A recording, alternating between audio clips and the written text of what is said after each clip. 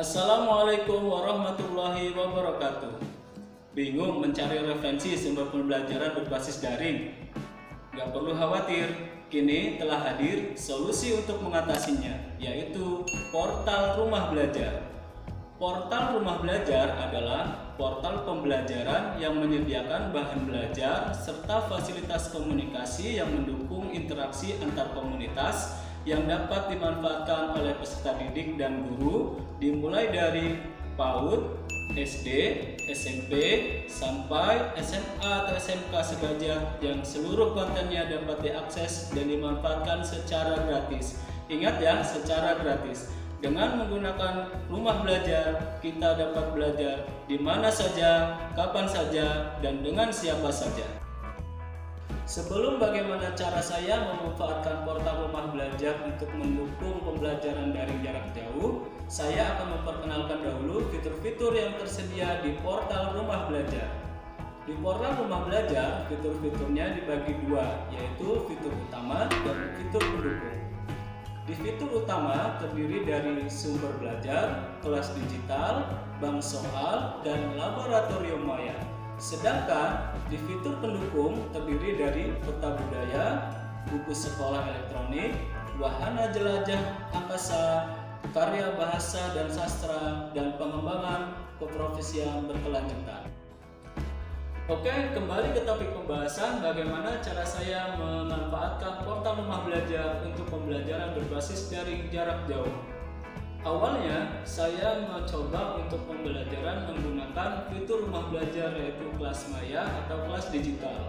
Waktu saya uji coba di salah satu kelas ternyata banyak keluhan karena sinyal sulit, kuota yang terbatas hanya untuk chat, dan ada beberapa yang kesulitan login.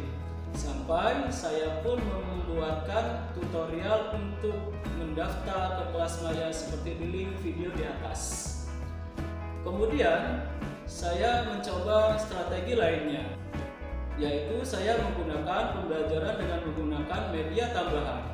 Alat yang digunakan adalah cukup laptop dan handphone yang terhubung internet. Dan media pendukungnya saya gunakan adalah yaitu WA Group, iSpeak Suite 9, dan tentunya portal rumah belajar, yaitu fitur sumber belajar, BSE, dan bank soal. Sebelum masuk ke pembelajaran, saya menyapa terlebih dahulu dan mengecek absensi peserta didik lewat WA Group. Model pembelajaran yang saya gunakan adalah problem-based learning. Langkah-langkahnya sebagai berikut. Yang pertama, mengorientasikan peserta didik pada masalah, yaitu dengan cara meminta peserta didik untuk mengklik link tautan yang dikirimkan di grup WA. Kemudian, peserta didik mengerjakan aktivitas di dalam link tersebut. Selanjutnya, peserta didik diberikan masalah yang berkaitan dengan kehidupan sehari-hari. Permasalahannya seperti berikut. Setelah peserta didik diberi permasalahan, kemudian mengorganisasikan peserta didik untuk belajar, yaitu peserta didik diminta untuk mempersiapkan yang telah diperintahkan dalam aktivitas di dalam tautan link. Membimbing penyelidikan individual dan kelompok. Membimbing penyelidikan secara individual di grup WA, kemudian ditambahkan video dan buku BSE yang saya download dari portal rumah belajar, yaitu melalui fitur sumber belajar dan buku elektronik sekolah. Mengembangkan dan menyajikan hasil karya. Peserta didik diminta untuk menyelesaikan permasalahan di bagian awal.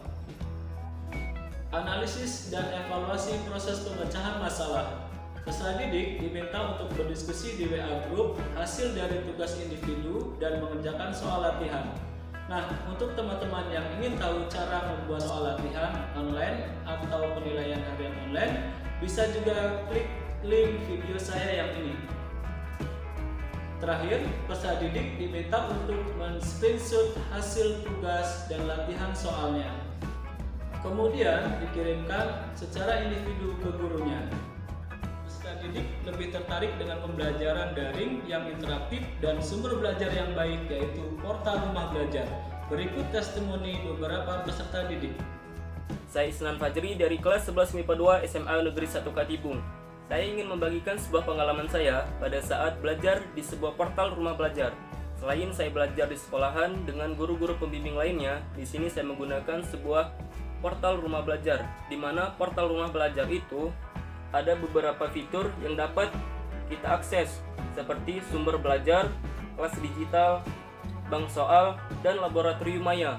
Menurut saya sendiri, portal rumah belajar itu dapat membantu untuk memenuhi kebutuhan saya selama belajar di rumah, seperti mencari video sumber belajar matematika. Rumah belajar dapat memudahkan kita untuk belajar di rumah dengan kelas digital, ditambah dengan fitur-fiturnya yang memudahkan kita untuk belajar.